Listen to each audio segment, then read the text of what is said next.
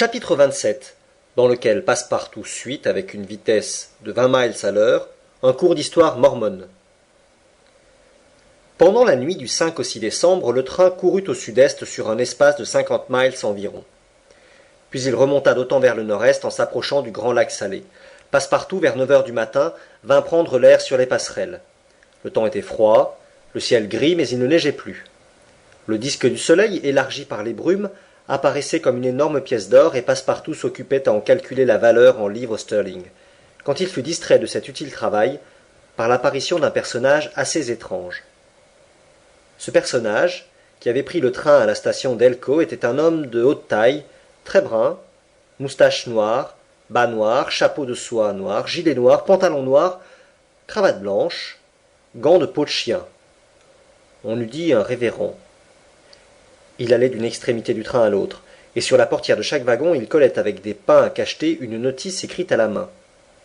Passepartout s'approcha et lut sur une de ces notices que l'honorable Elder William Hitch, missionnaire mormon, profitant de sa présence sur le train numéro 48, ferait, de 11 heures à midi, dans le car numéro 117, une conférence sur le mormonisme, invitant à l'entendre tous les gentlemen soucieux de s'instruire touchant les mystères de la religion, des saints des derniers jours.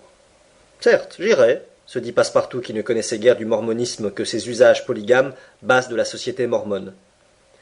La nouvelle se répandit rapidement dans le train qui emportait une centaine de voyageurs. Sur ce nombre, 30 au plus, alléchés par l'appât de la conférence, occupaient à 11 heures les banquettes du car numéro 117. Passepartout figurait au premier rang des fidèles. Ni son maître ni Fix n'avaient cru devoir se déranger. À l'heure dite, l'elder William Hitch se leva et d'une voix assez irritée, comme s'il eût été contredit d'avance, il s'écria « Je vous dis, moi, que Joe Smith est un martyr, que son frère Vram est un martyr et que les persécutions du gouvernement de l'Union contre les prophètes vont faire également un martyr de Brigham Young. Qui oserait soutenir le contraire ?» Personne ne se hasarda à contredire le missionnaire, dont l'exaltation contrastait avec sa physionomie naturellement calme. Mais sans doute, sa colère s'expliquait par ce fait que le mormonisme était actuellement soumis à de dures épreuves, et en effet, le gouvernement des États-Unis venait non sans peine de réduire ses fanatiques indépendants. Il s'était rendu maître de l'Utah et l'avait soumis aux lois de l'Union, après avoir emprisonné Brigham Young, accusé de rébellion et de polygamie. Depuis cette époque, les disciples du prophète redoublaient leurs efforts, et en attendant les actes, ils résistaient par la parole aux prétentions du Congrès. On le voit, l'elder William Hitch faisait du prosélytisme jusqu'en chemin de fer. Et alors il raconta, en passionnant son récit par les éclats de sa voix et la violence de ses gestes, l'histoire du mormonisme depuis les temps bibliques.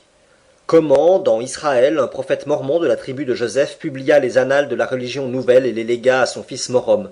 Comment, bien des siècles plus tard, une traduction de ce précieux livre, écrit en caractère égyptien, fut faite par Joseph Smith Jr., fermier de l'État de Vermont, qui se révéla comme prophète mystique en 1825. Comment, enfin, un messager céleste lui apparut dans une forêt lumineuse et lui remit les annales du Seigneur. En ce moment, quelques auditeurs peu intéressés par le récit rétrospectif du missionnaire quittèrent le wagon. Mais William Hitch, continuant, raconta comment Smith Jr., réunissant son père, ses deux frères et quelques disciples, fonda la religion des saints des derniers jours, religion qui, adoptée non seulement en Amérique, mais en Angleterre, en Scandinavie, en Allemagne, compte parmi ses fidèles des artisans et aussi nombre de gens exerçant des professions libérales. Comment une colonie fut fondée dans l'Ohio, comment un temple fut élevé au prix de 200 000 $ et une ville bâtie à Kirkland, comment Smith devint un audacieux banquier et reçut d'un simple montreur de momies un papyrus contenant un récit écrit de la main d'Abraham et autres célèbres Égyptiens. Cette narration devenant un peu longue, les rangs des auditeurs s'éclaircirent encore et le public ne se composa plus que d'une vingtaine de personnes.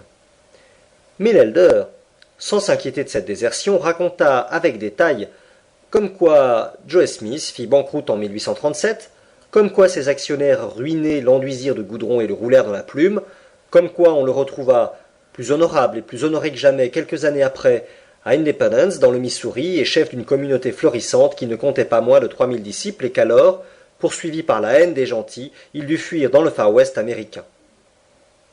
10 auditeurs étaient encore là, et parmi eux l'honnête Passepartout qui écoutait de toutes ses oreilles. Ce fut ainsi qu'il apprit comment, après de longues persécutions, Smith reparut dans l'Illinois et fonda en 1839, sur les bords du Mississippi, Nauvoo la Belle, dont la population s'éleva jusqu'à 25 000 âmes. Comment Smith en devint le maire, le juge suprême et le général en chef, comment, en 1843, il posa sa candidature à la présidence des États-Unis, et comment enfin, attiré dans un guet-apens à Carthage, il fut jeté en prison et assassiné par une bande d'hommes masqués.